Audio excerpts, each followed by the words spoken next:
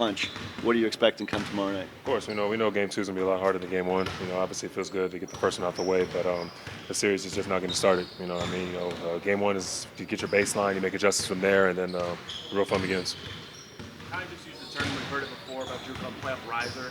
Do you think that's something innate about him, or what do you see in his prep that makes him hit a different level when the coach usually does? I think Drew's he's a gamer, man. He's a competitor. So I think when those moments arise, and there's some special players that just take the talents to, astronomical heights. He's one of those guys that's proven it over and over and over again. So we just gotta continue to keep doing so. How do you physically prepare for the rigors of a game or a series against Giannis with how much contact there tends to be on both ends of the floor? Honestly, you just take for what it is. Sometimes you gotta lose a battle to win the war. So he's gonna score, his plethora of points and whatnot. But it's a matter of just taking them hits, slowing them down.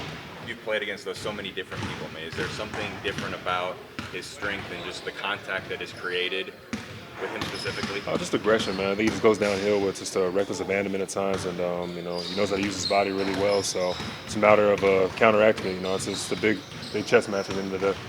You talked just when I asked you about defense after the game. You said you thought you did decent. It sounded like you knew there was areas you could do better. When you watched film, and what did it look different than you expected? Did it look the same than you expected? Like, what stood out to you when you actually got to fully evaluate? You can really try to break every single thing down and try to schematically stop. They're going to score at the end of the day. It's playoff basketball, but it's just a matter of making it harder on them.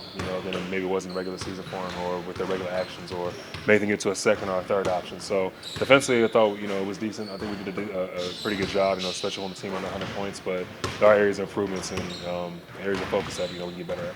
What's the one thing that you're sharing with the guys on the team as you get ready for this tough game you're expecting from the Bucks tomorrow night? Just lose yourself in the moment. This is the best time of the year. It's fun. It's what it's supposed to be. It's not supposed to be, this pressure that people, I think, put with it. I think pressure's a privilege at this point. We work really hard to get to this point. So lose yourself in the moment, have fun, compete. When you're at home, just taking all the sights and just keep working. When you got here, you're just a kid. Now you're one of the longest tenured Pacers of all time. What kind of pride do you take about how that building erupts and comes to life, and knowing how beloved you are as well? Oh yeah, it's awesome, man. When you hit a big shot, or honestly here in Indiana, it's not really about the shots. It's about playing hard, man. You dive on the floor, you get a big block, or you get a big defensive stop.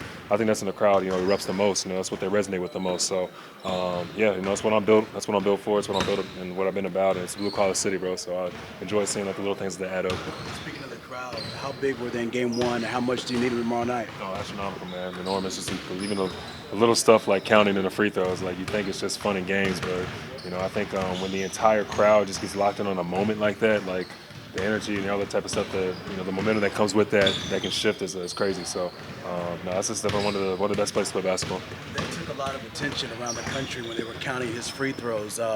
Does that just tell you just how legit the fans are here, how they know basketball, and how they're always in these games? They're passionate, man. At the end of the day, Indiana's just a very passionate state when it comes to the game of basketball, and it physically manifests, through what you see on TV and what you see out there in person. These guys, they love it out there and they love to compete. So, yeah, man, I'm here for a great game too.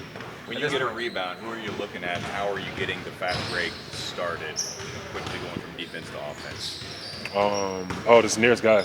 Anybody can bring the ball off the floor, especially in our first unit. So just get it out quick, or get that outlet and just get it up in 2 seconds or less. How about how Andrew was able to finish some of those when they were even getting back and he was almost going right through the Bucks? Yeah, no, Andrew, he's just he's stronger than he looks. He's a real heady guard. He can get downhill and knows how to use his body well as well. So I think he does a lot of great things for us.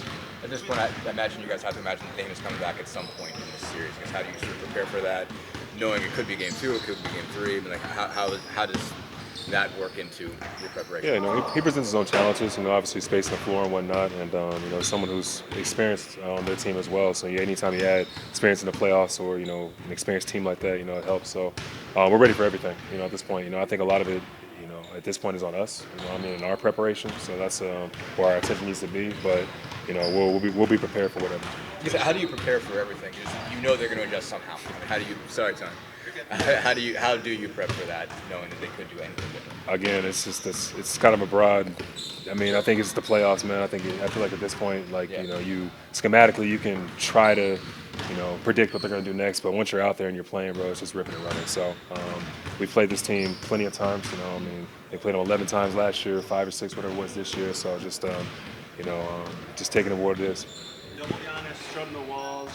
4-5 switch with Pascal. Is there specific triggers for that stuff? Are you guys just communicating possession to possession? How do you show him different looks throughout a game? A steady diet of one thing. I mean, I think that anytime you give a better player, they see the same thing over and over again. They're going to dissect it. So it's just a matter of just making them think more, just continue to throw different bodies at them. All good.